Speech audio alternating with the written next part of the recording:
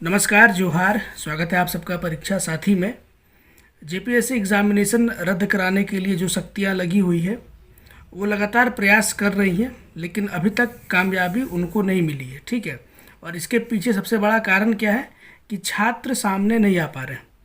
मैं आज विनय सर का एक वीडियो देख रहा था और मैंने पहले भी वीडियोस उनके देखे हैं। वो लगातार रिक्वेस्ट कर रहे हैं, ठीक है, कि आप लोग सामने आइए। आप लोग व्हाट्सएप पे, यूट्यूब चैनल के कमेंट सेक्शन में, हर जगह बहुत एक्टिवली पार्टिसिपेट करते हैं, एग्ज़ाम रद्द होना चाहिए ऐसी बातें बोलते हैं। लेकिन जब पिटिशनर बनने की बात आती है तो सारे लोग पीछे हट जाते हैं। ठीक है, पता नहीं इसके पीछे रीज़न क्या है। अभी मैंने ये वीडियो बनाया, इस वीडियो पे भी देखिएगा बहुत सारे लोग कमेंट करेंगे कि एग्ज़ाम रद्द होना चाहिए, ये होना चाहिए, वो होना चाहिए, क्रांतिकारी टाइप का कमेंट। ठीक है, लेकिन जब सामने आने की बात आती है लोग पीछे हट जाते हैं। आज एक मीटिंग बुलाया गया था, मुश्किल से 3-4 लोग पहुंचे थे मीटिंग में, और 1 तारीख को शायद इन लोगों ने आंदोलन भी रखा है। उस आंदोलन में भी मुश्किल से 10-12 लोग पहुंचेंगे जैसा मुझे लग रहा है। ठीक है, कारण क्या है? देखिए, जब अन्याय होता है ना तो लोगों को रिक्वेस्ट नहीं करना पड़ता है, स्वतः स्फूर्त आंदोलन खड़ा हो जाता है। जैसे कि सीजीएल के टाइम पे हुआ था। सीजीएल के टाइम पे जो भीड़ जेएसएससी ऑफिस के बाहर पहुंची थी और इतनी ज़्यादा आक्रोशित हो गई थी, उसके पीछे रीज़न था, बहुत ज़्यादा टीचर्स को मेहनत नहीं करना पड़ा था। डेफिनेटली टीचर्स का रोल था भीड़ इकट्ठा करने में, लेकिन उनको बहुत ज़्यादा एफर्ट नहीं करना पड़ता। छात्र स्वतः रांची पहुँचे थे। ठीक है, क्योंकि अन्याय बहुत बड़े लेवल पर हुआ था। जेपीएससी में इस तरह का कुछ कॉन्क्रीट निकल करके सामने नहीं आ रहा है। डेफिनेटली मिसमैनेजमेंट हुआ है। मैं हर वीडियो में इस बात को बोल रहा हूँ कि मिसमैनेजमेंट हुआ है, बहुत सारे सेंटर्स पे गड़बड़ियाँ हुई है, लेकिन जिनके साथ गड़बड़ियाँ हुई है वो छात्र सामने आकर के बोलने को तैयार नहीं है। रीज़न क्या है? क्योंकि उसमें से मैक्सिमम छात्र जेपीएससी को प्रायोरिटी पे उन्होंने रखा ही नहीं है। मैं बिल्कुल फैक्ट बात आपको बता रहा हूँ।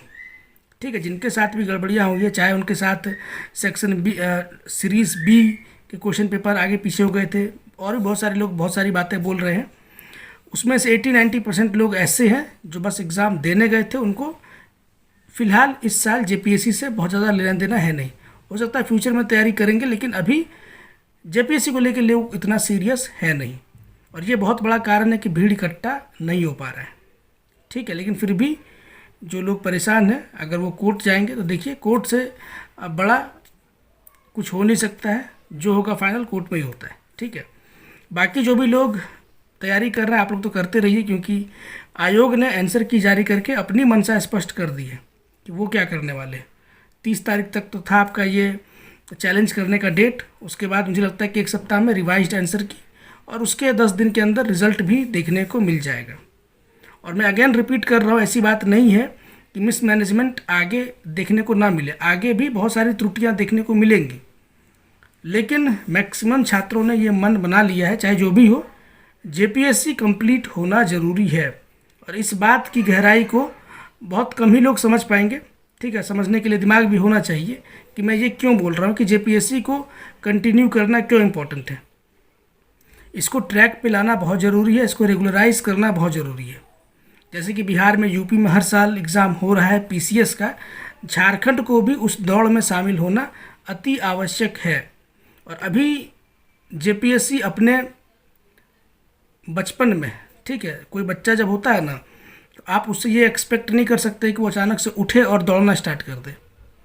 वो लड़खड़ाता है, क्रिपल करता है, रेंगता है, ठीक है, फिर चलना सीखता है धीरे धीरे, और फिर बड़ा होता है और दौड़ना स्टार्ट करता है। तो जेपीएससी अभी अपने बचपन वाले स्टेज में है, गलतियाँ करेगा ये। ठीक है, बहुत ज़्यादा इन्होंने एग्जामिनेशंस लिए नहीं है, बहुत ज़्यादा अनुभव है नहीं, तो गलतियाँ तो होगा ही। कभी सील खुला हुआ रहेगा, तो कभी लगातार लोग पास कर जाएंगे, तो इसको एक्सेप्ट कर लीजिए, ज़्यादा बेटर होगा।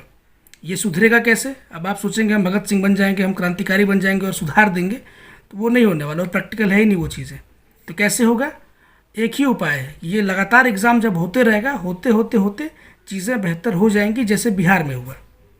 ठीक है, अब आप बोलेंगे कि फिर हम लोग का समय निकल जाएगा, तो क्या कर सकते हैं? हो सकता है हमारे जनरेशन को उसका फ़ायदा ना मिले, हमारे बाद के जनरेशन को इसका फ़ायदा मिले, लेकिन इसलिए मैं बोल रहा हूँ कि स्वार्थी नहीं बनना है। अगर कुछ चीज़ें हो रही है तो होने दीजिए, भविष्य में इसका फल झारखंड के लोग ही खाएंगे, और इससे झारखंड का भला ही होगा। एटलीस्ट ये मान करके खुश रहिए कि एटलीस्ट जेपीएससी हो रहा है, ये अपने आप में बड़ी बात है झारखंड के पॉइंट ऑफ व्यू से, कि 2 बार जेपीएससी हो चुका है, और सुनने में आ रहा है कि चुनाव से पहले, विधानसभा चुनाव से पहले ये लोग एक और जेपीएससी का नोटिफिकेशन देंगे। बहुत बड़ी बात है, ठीक है। तो इस बार जो लोग चूक गए और उनको ऐसा लग रहा है कि मेरा एग्ज़ाम अच्छा नहीं गया है इसलिए आंदोलन करना चाहिए, आप गलत ट्रैक पर हैं। सीजीएल की तैयारी करिए, बहुत जल्द आपको नेक्स्ट जेपीएससी देने का मौका मिलेगा, और उसके लिए पढ़ना इंपॉर्टेंट है, ठीक है। अभी से ही पढ़िए, क्योंकि नेक्स्ट जेपीएससी भी जब होगा तो फिर आप लोग कंप्लेन करिएगा कि टाइम नहीं मिला पढ़ने का।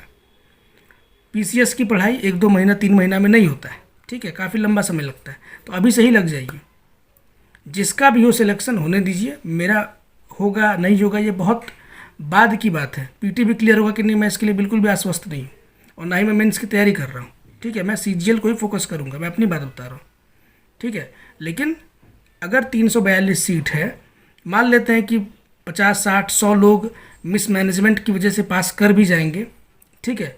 200-250 लोग तो होंगे जो जेन्युइन होंगे, जो जा कर के काम करेंगे सही से। तो एग्ज़ामिनेशन होना इम्पॉर्टेंट है झारखंड में, सबसे मेन चीज़ ये है। और जितने कोचिंग संचालक हैं, ठीक है, मैं उनसे भी रिक्वेस्ट करूँगा कि अगर ये जेपीएससी कंप्लीट होता है, आने वाली सरकारों पे दबाव पड़ेगा, जेपीएससी रेगुलर होगा। और रेगुलर जेपीएससी होगा तो जितने भी एजुकेशनल चैनल हैं, आपका चैनल भी चलेगा, आपके कोर्सेज भी बिकेंगे, ठीक है। आपने जिस मोटिव के साथ अपना चैनल बनाया है वो काम आप कर सकेंगे। उसके लिए इम्पोर्टेंट क्या है कि एग्ज़ाम हो, ठीक है।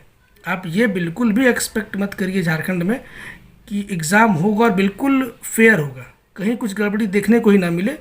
ये कम से कम मैं तो नहीं मान करके चलता हूँ, कुछ ना कुछ तो होगा ही। अभी फिर सीजीएल जब होने जाएगा, ठीक है, अभी सीजीएल जैसा सुनने में आ रहा है कि लोग कराने जा रहे हैं, और जस्ट चुनाव के बाद सीजीएल एग्ज़ाम होगा। अब हम लोग ये मान करके चलेंगे कि बिल्कुल फेयर हो जाए, कहीं कुछ सुनने को ही ना मिले, तो ये नहीं हो सकता है। कुछ ना कुछ गड़बड़ियाँ होंगी, क्योंकि एग्ज़ाम ऑफलाइन होने जा रहा है। बस एक चीज़ का प्रार्थना करिए कि पेपर लीक ना हो। पेपर लीक हो जाने से बहुत बड़ा इसका प्राइस पे करना पड़ सकता है, ठीक है। पेपर लीक समय से पहले नहीं होना चाहिए, क्योंकि कोई चीज़ अगर लीक हो गया तो ही प्रॉब्लम क्रिएट करेगा। अदरवाइज़ सेंटर पे जो भी गड़बड़ियाँ होती है उसको आप मान करके चलिए होगा ही। कुछ जगहों पे प्रॉब्लम्स होंगी, लेकिन वहाँ के छात्रों को भी थोड़ा एक्टिव और अटेंटिव रहना पड़ेगा, जैसे कि उनको जेपीएससी में रहना चाहिए था। अगर आपको ओएमआर सीट और question booklet series same number का नहीं मिला तो आपको वहीं पर ये बात उठानी चाहिए थी और इन्विजिलेटर को बोलना चाहिए था, ठीक है। ये सारी चीज़ें सेंटर पे आपको खुद से करना चाहिए था। मैं अगेन बोल रहा हूँ कि मैं इसके समर्थन में नहीं हूँ, मिसमैनेजमेंट डेफिनेटली हो रहा है, लेकिन मैं इसको मान करके चल रहा हूँ कि ये होगा, ठीक है ना। बाकी आप लोग भी है, आप लोग करिए आंदोलन, मैं मना नहीं कर रहा हूँ, आंदोलन करिए, समय वेस्ट करिए, जो भी कर रहे हैं करिए। बाकी आने वाले टाइम पे बहुत जल्द सीजीएल आ जाएगा, उस टाइम पे भी फिर आप लोग यही आंदोलन का ही राग लापिएगा। फिर उस समय भी बोलिएगा कि पढ़ने के लिए समय नहीं मिला, अचानक से सीजीएल होने जा रहा है।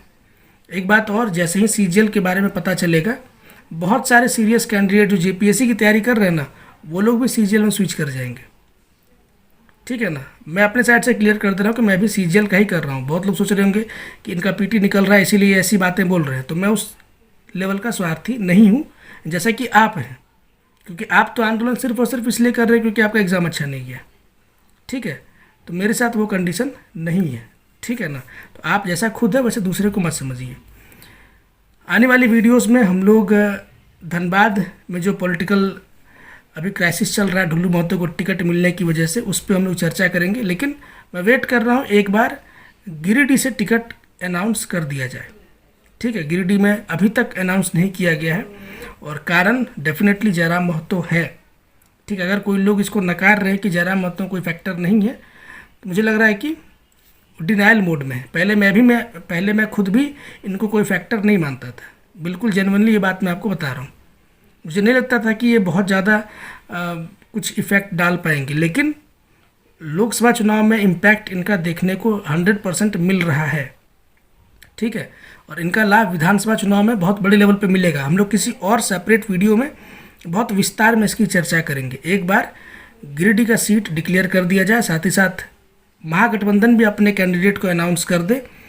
14 लोकसभा सीट का विश्लेषण हम लोग करेंगे, कहाँ पर किसका क्या संभावना बन रहा है, कौन जीतेगा कौन हारेगा, तमाम चीज़ों पे हम लोग चर्चा करेंगे।